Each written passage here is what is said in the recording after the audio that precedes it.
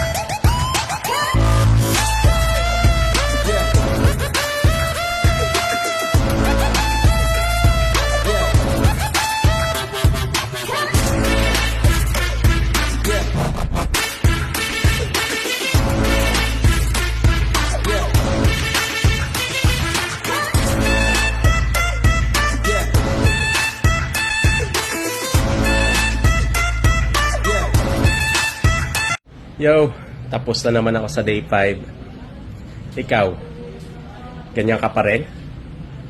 Hindi mo talaga sisimulan? Nakaw, mag-isip ka na mabuti. Ayusin mo yung mga desisyon mo sa buhay. Yun lang muna para sa day 5. Bukas ulit.